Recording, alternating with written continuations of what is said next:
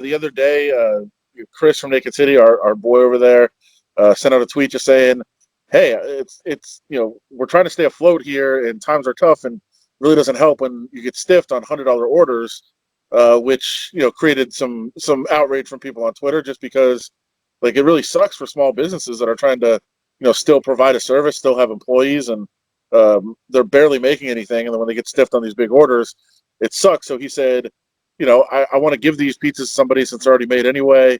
Who should I take them to? And then it kind of started a trend of people wanting to get together and donate money and give food to frontline workers or first responders, just anybody that's kind of helping out, whether it be hospital workers, even grocery workers.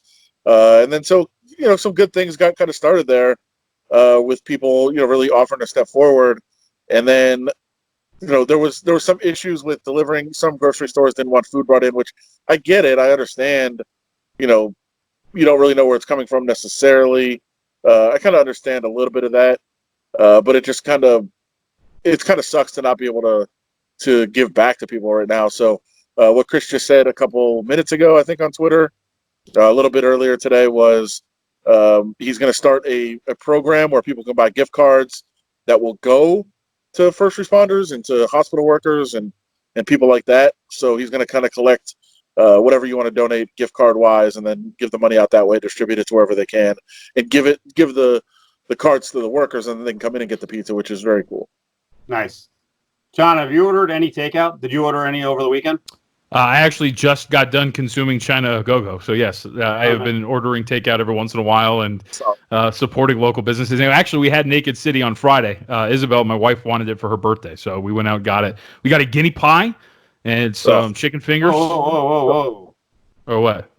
What's the language? That's what it's called. That's what it's called. We've actually, you don't remember the story, Adam, of some guy calling up like 6 years ago complaining about the use of the word guinea? Of course. Well, how are we supposed to talk about the menu? I don't know. Oh, apparently to some Italians, it's not offensive. To others, it is. Or it's just some freaking. Should we say G-word pie? I don't know. G-pie? G-pie. She like the GP. I cannot order takeout because I keep making too much food. Yeah. Oh, really? You got leftovers? The portion size, I can't figure it out. Like we have so many leftovers. It's out of control. We've been doing we've had a lot of leftovers too. And what we'll do is we'll cook every we'll say 2-3 days in a row, and then we'll get the leftovers the next 2-3 days.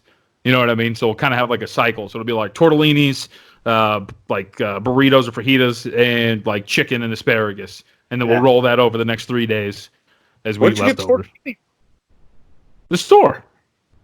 The grocery store. It's because the thing that I think that people don't realize about tortellini is some of obviously the good ones, and I think actually every one of them, they're refrigerated, so they're in a different section. So it's not in the dry pasta section, which everybody's raiding and destroying. It's over, at least the store I go to. It's by the deli and kind of the refrigerated area. So yeah, it's my secret. You owe Sienna Foods a visit. They have tortellini, meat and cheese.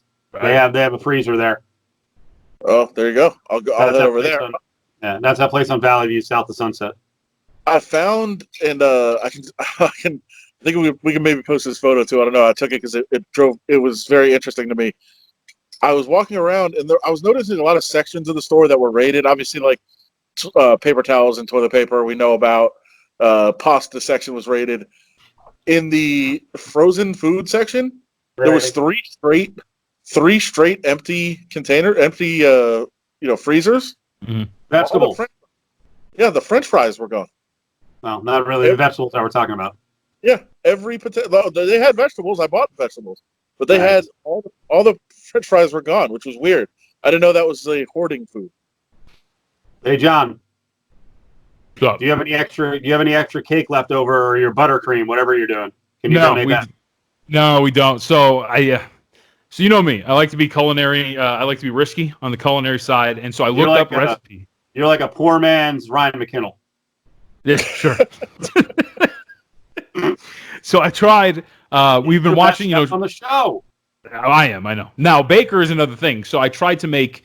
If you watch a lot of baking shows, like Nailed It, for example. Have you ever seen that on Netflix or anything like that? Where like they give so it's like three people and they give it. They'll show you like a cake, right? Like but a professionally done cake. So it'll be like, for example, like a unicorn cake, right? It'll be a cake shaped like a unicorn. You got to recreate it as best as you can, and they use buttercream a lot. And it's like it's almost like a solvent you can use to glue stuff together and everything. And so I really wanted to try to make buttercream because I've seen this 1,000 times, but I have no idea how it tasted. It's literally just sticks of butter, a little bit of milk, and powdered sugar, just beat together for about 45 minutes. It's like it's ridiculous. It took because I don't have a hand mixer. That's the other thing. So I don't have a hand mixer, so I had to do it by hand, which is a lot different and a lot harder because you have to break up all the bundles of, I don't know, what's it called? Confectioner sugar, I guess is the proper term. But anyway, so it took me about 45 minutes to an hour just to make the frosting.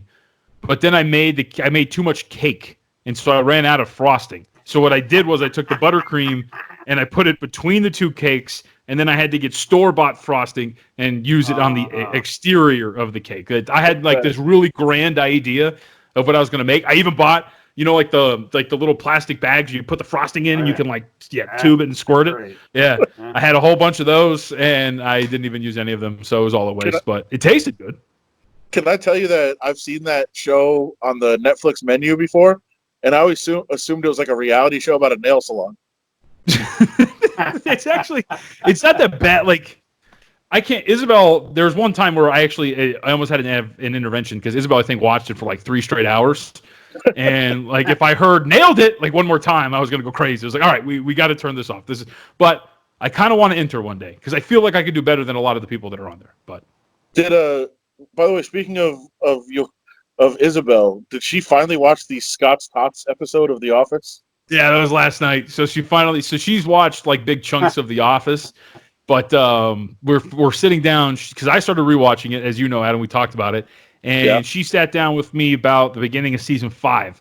So we've been watching it together from there, and then we're going to go back to the beginning so she can watch from all the way through. So she's seen chunks of the series, but she'd never seen Scott's Tots before.